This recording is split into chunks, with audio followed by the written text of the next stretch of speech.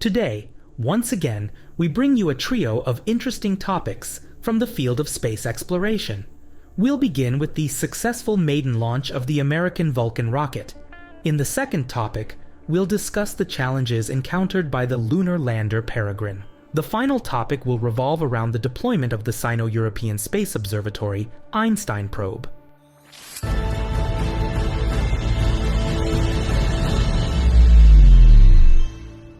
The new American Vulcan rocket lifted off successfully on its first attempt.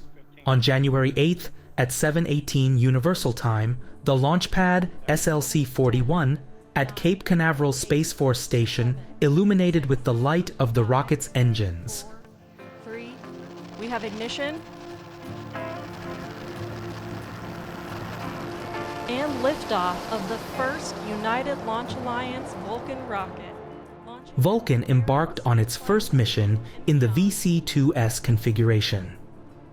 VC stands for Vulcan Centaur, denoting the rocket's name and upper stage. The number 2 indicates the quantity of GEM 63XL solid fuel motors used. Depending on the requirement, there may be no auxiliary motor, or there could be 2, 4, or 6.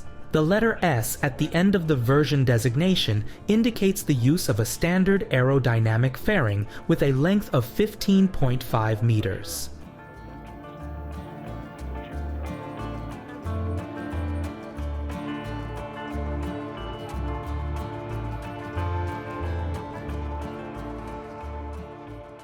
This launch was marked by several premieres.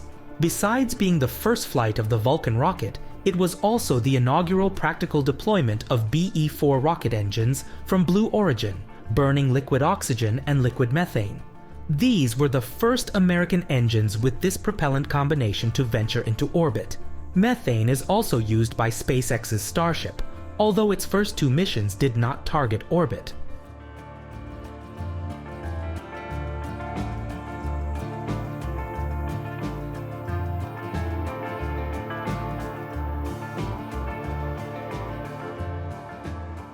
The GEM 63XL booster engines also had their first operational use, incidentally being the tallest monolithic solid fuel motors globally, measuring 22 meters in length. The upgraded Centaur V upper stage, featuring a pair of RL-10 rocket engines, was deployed for the first time.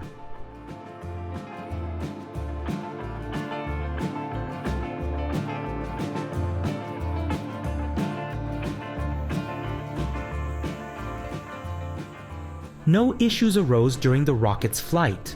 After the second burn, the upper stage released the lunar lander Peregrine, and the entire mission concluded with a third burn, propelling it onto a trajectory around the Sun.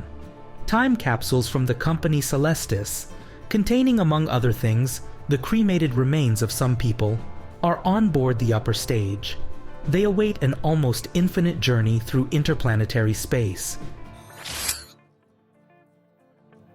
The primary payload of the first Vulcan rocket was the lunar lander Peregrine, scheduled to land on the Moon on February 23rd. On board, it was carrying a diverse payload of scientific instruments and technological demonstrators from NASA, other space agencies, universities, and companies.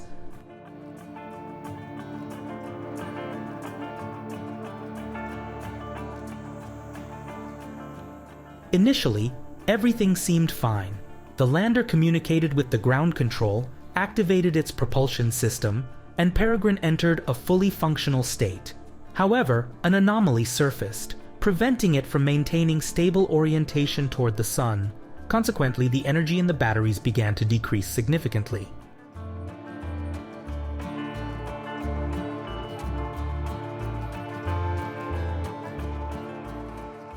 The ground team improvised a corrective maneuver, allowing them to recharge the batteries. However, something was still wrong. Based on collected data, it was revealed that the lander was losing propellant. Moon landing became unfeasible. Nevertheless, the company made every effort to extract the maximum scientific and technical knowledge from the mission.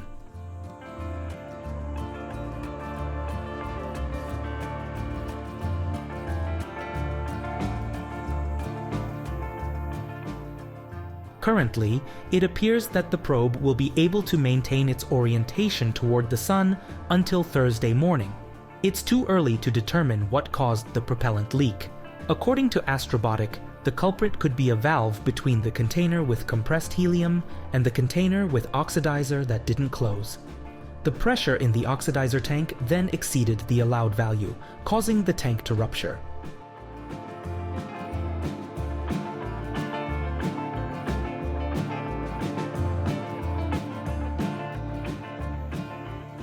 Astrobotic emphasized that a detailed analysis would provide definitive conclusions. It also stressed that, at present, there is no suspicion that the malfunction was caused by the launch vehicle. For this reason, we have separated the two topics in this video. It will be clear that the lander's failure does not impact the successful evaluation of the launch vehicle. On January 9th, a Long March 2C rocket launched from the Xichang Satellite Launch Center in China.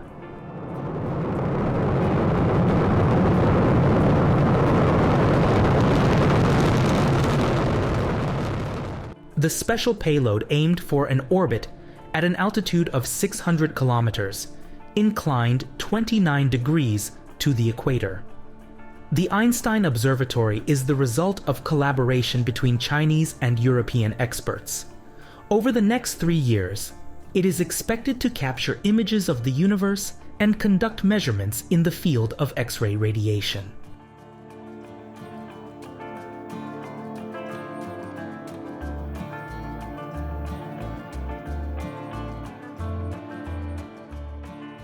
Einstein carries two scientific instruments. The first is FXT, derived from the German Erosita instrument, which is part of the Russian-German telescope Spektor RG. This instrument offers a field of view with a diameter of 60 arc-minutes and focuses on energies from 0.3 to 10 kiloelectron volts.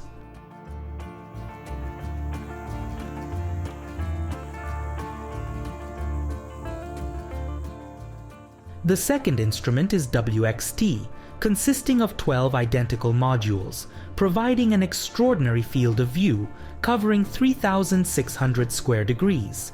This lobster eye-type X-ray telescope will focus on energies from 0.5 to 4 kiloelectron volts.